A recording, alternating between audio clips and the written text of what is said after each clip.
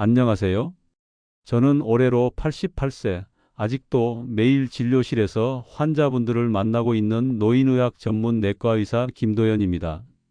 오늘 이야기는 아마 많은 분들이 고개를 끄덕이며 들으실 겁니다. 밤마다 다리가 저려서 깨신 적 있으시죠? 한밤중에 종아리부터 발끝까지 찌릿찌릿하고 어떤 날은 바늘로 찌르는 것 같기도 하고요. 무릎을 꺾고 자야 편하다는 분도 계시고 반대로 무릎을 펴지 않으면 잠을 못 드신다는 분도 계십니다. 이럴 때 대부분은 나이 들어서 그렇지 하고 넘기시죠. 하지만 그건 절대 아닙니다. 저는 지금까지 수천 명의 환자들을 진료해오며 다리 저림 하나로 인생이 바뀐 분들을 너무도 많이 봤습니다. 오늘 영상에서는 밤마다 찾아오는 그 다리 저림의 정확한 원인과 자가 진단법, 그리고 단 하루 만에 통증이 줄어드는 관리 팁까지 60대 이상 분들을 위한 실질적인 해결책을 모두 정리해서 알려드리겠습니다. 그냥 의학 지식만 나열하는 게 아닙니다. 실제 환자 사례, 의사가 직접 권하는 생활법, 병원에서도 알려주지 않는 핵심 포인트까지. 오늘 이 영상 하나로 밤마다 깨는 다리 저림 문제 근본적으로 해결하실 수 있습니다. 특히 이 중에는 뇌졸중 전조 증상일 수도 있는 저림이 포함되어 있습니다. 에이, 그냥 피곤해서 그런 거겠지 하고 넘기다 큰일 날 수도 있습니다. 영상 끝까지 들으시면 오늘 밤부터 다리 저림 없이 편하게 주무실 수 있도록 확실하고 검증된 방법을 알려드리겠습니다. 자, 이제 본격적으로 다리 저림의 원인을 의학적으로 그리고 구체적으로 하나씩 짚어보겠습니다. 먼저 여러분 스스로도 할 수 있는 간단한 자가 진단법 5가지를 소개해 드릴게요. 이 5가지 중 3가지 이상에 해당된다면 지금부터 나오는 원인을 반드시 체크하셔야 합니다. 다리 저림 자가 진단 체크리스트 1. 밤에 다리나 발끝이 찌릿하거나 화끈거린다. 2. 양쪽 발이나 종아리가 시리거나 저려서 자주 깨는 일이 있다. 3. 잠들기 전에 다리를 계속 움직여야 잠이 잘 온다. 4. 가만히 앉아 있으면 다리가 불편하고 걸어야 덜하다. 5. 혈당, 혈압, 콜레스테롤 중 한 가지라도 이상 소견을 받은 적이 있다. 3개 이상 해당되시나요? 그렇다면 지금 말씀드릴 첫 번째 원인을 특히 주의 깊게 들으셔야 합니다. 바로 말초신경병증, 정확한 명칭은 말초신경장애입니다. 이 질환은 말 그대로 우리 몸의 말단에 있는 신경들이 손상되거나 기능이 저하되는 것입니다. 특히 다리와 발에서 가장 흔하게 나타나며 찔리는 듯한 통증, 저림, 감각 저하, 화끈거림이 주요 증상입니다. 가장 대표적인 원인은 바로 당뇨병입니다. 당뇨를 오래 앓고 있거나 혈당 조절이 잘 되지 않으면 신경의 염증과 산화 스트레스가 누적되어 점점 말초신경이 손상됩니다.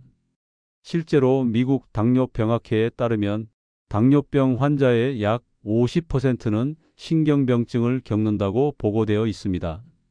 그런데 중요한 건 이미 당뇨병을 진단받지 않은 분들 중에도 혈당이 조금씩 높아지면서 신경이 망가지기 시작하는 경우가 있다는 겁니다.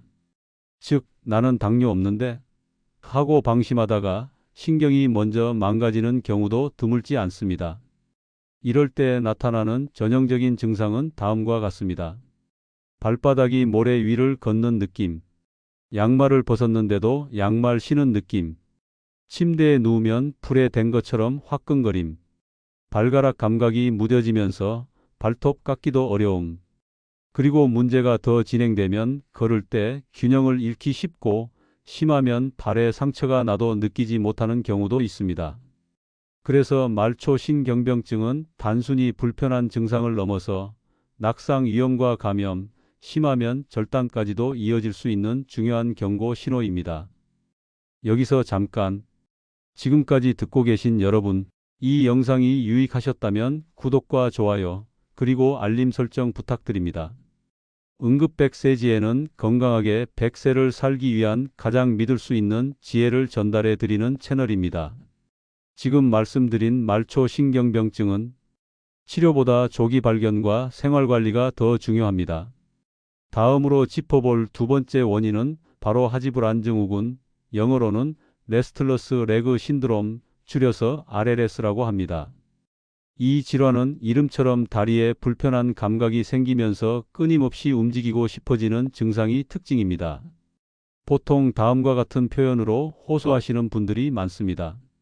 잠자리에 누우면 다리에 뭔가 기어다니는 느낌이 들어요. 계속 다리를 움직이지 않으면 미칠 것 같아요. 한밤중에 다리를 털듯이 흔들어야 잠이 와요. 이 증상은 단순히 불편함에 그치지 않습니다. 수면장애, 낮 동안의 피로, 집중력 저하, 낙상 위험 증가까지 이어지기 때문에 고령자에게는 반드시 조기 진단이 필요합니다. 하지불안 증후군의 의학적 정의. 미국 신경학회에 따르면 하지불안 증후군은 신경계의 도파민 기능 이상과 관련이 깊습니다. 도파민은 움직임을 조절하는 신경 전달 물질인데 이 균형이 무너지면 몸이 원하지 않는 방향으로 움직이려는 충동이 생깁니다. 또한 철분 결핍이 이 질환과 강하게 연관된다는 연구도 있습니다. 신경과 전문학회지에 따르면 뇌에서 도파민을 만드는데 철분이 필요하기 때문에 혈액 검사에서 철분 수치가 낮거나 페리틴 수치가 50 이하라면 하지불안 증후군 위험이 증가한다고 밝혀졌습니다. 이 증상이 밤에 심한 이유는 낮 동안은 다리 움직임이 많아 증상을 잘 느끼지 못하지만 밤이 되면 신경 자극이 상대적으로 도드라지면서 증상이 심해지는 경향이 있습니다. 실제로 많은 환자분들이 낮엔 괜찮은데 자려고만 하면 괴롭다고 하시죠. 이 때문에 수면 시간이 짧아지고 깊은 잠을 자지 못하게 되면서 면역력, 기억력, 기분 상태에도 영향을 줍니다.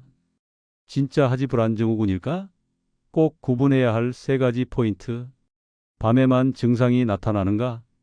낮보다 밤에 유독 심하다면 의심해야 합니다. 움직이면 편해지는가? 자세를 바꾸거나 다리를 흔들면 일시적으로 증상이 완화된다면 가능성이 높습니다. 가만히 있으면 더 불편한가?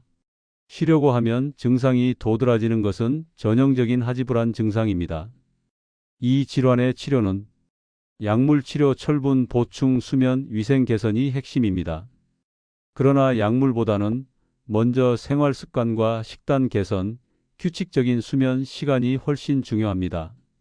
3번째 원인, 척추관 협착증. 혹시 이런 경험 있으신가요? 걷다가 다리가 저려서 잠깐 쉬었다가 다시 걷는다. 앉으면 저림이 줄어들고 서 있거나 걸으면 심해진다. 엉덩이에서 종아리까지 전체적으로 감각이 무뎌진다. 이런 증상이 있다면 척추관 협착증을 의심해야 합니다. 이 질환은 척추 속을 지나는 신경이 좁아져서 압박을 받는 상태입니다. 쉽게 말해 신경 다발이 지나가는 통로가 퇴행성 변화로 인해 점점 좁아지면서 다리 쪽으로 가는 신호가 방해받는 것이죠. 그래서 저림, 통증, 감각 저하가 발생합니다. 특히 고령층의 대표적인 신경계 질환 중 하나로 60대 이상에서 가장 흔한 척추 질환입니다. 정형외과학회 자료에 따르면 60세 이상 인구의 약 20에서 30%가 협착 증상을 경험한다고 보고된 바 있습니다. 이 질환의 특징은 간헐적 파행입니다. 즉, 걷다 보면 다리가 저려서 멈췄다가 조금 쉬면 다시 걸을 수 있는 현상입니다.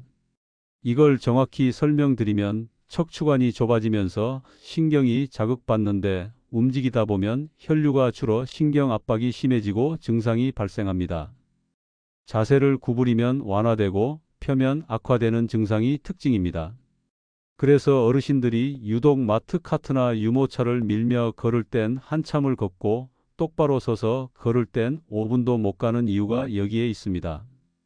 4번째 원인, 근막 통증 증후군. 이건 생소하게 들릴 수 있지만 근육 뭉침과 다리 저림을 동시에 겪는 분들에게서 아주 흔하게 발견됩니다.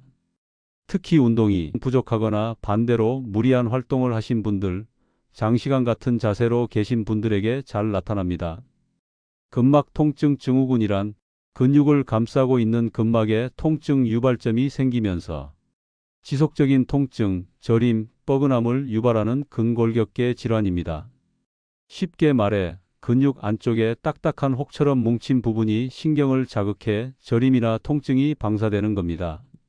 예를 들어 허벅지 뒤쪽 근육이 뭉치면 종아리나 발까지 저림이 퍼지는 현상, 엉덩이 근육의 뭉침이 좌골신경통처럼 착각되는 경우가 여기에 해당됩니다. 실제로 MRI나 신경검사에서 아무 이상이 없는데 통증과 저림이 지속되는 경우 근막 통증이 원인인 경우가 많습니다. 이 질환의 핵심 특징은 다음과 같습니다. 근육을 눌렀을 때 통증이 확 튄다. 마사지나 온찜질 후 증상이 완화된다. 한 부위가 아니라 방사되는 느낌의 저림이 있다. 근막 통증 증후군은 다행히도 스트레칭, 자세 교정, 온열 요법, 수분 섭취로 비교적 쉽게 완화될 수 있습니다. 단, 증상이 수주 이상 지속된다면 물리치료나 도수치료가 필요할 수 있습니다.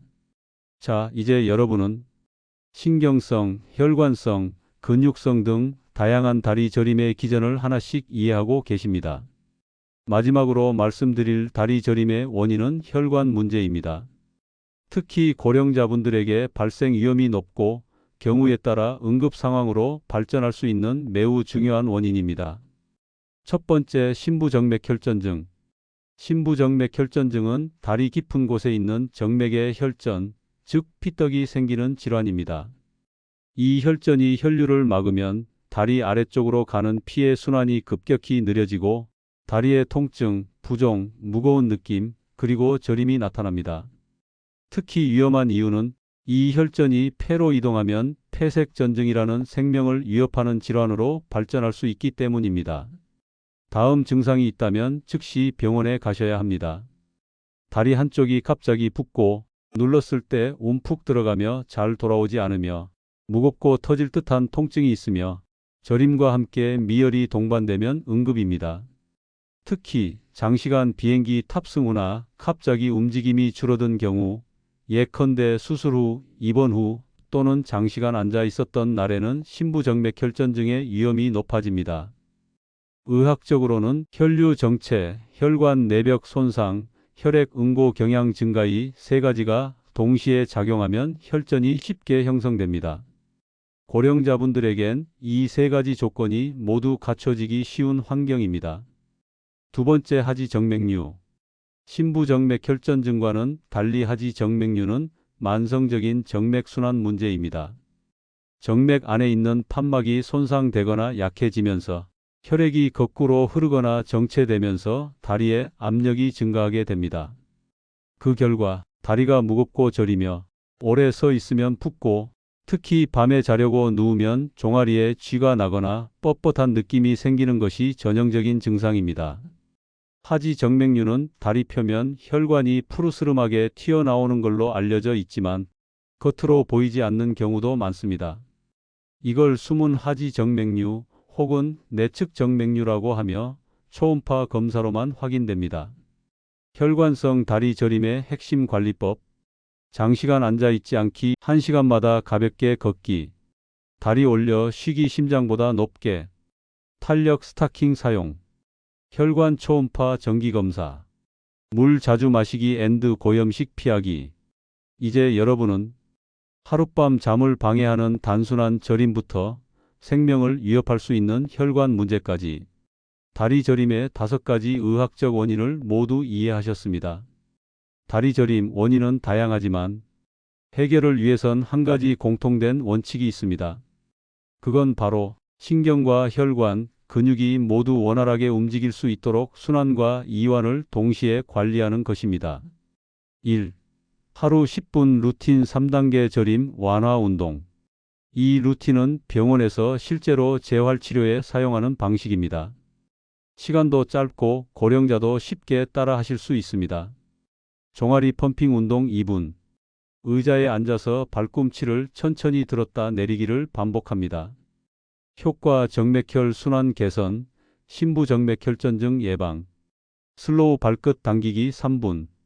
무릎을 편 상태로 다리를 뻗고 수건을 발끝에 걸어 천천히 당겨주세요. 종아리 뒤가 늘어나는 느낌이 들도록 합니다. 효과 신경 압박 완화, 근막 긴장 해소. 침대에서 다리 들어 올리기 5분.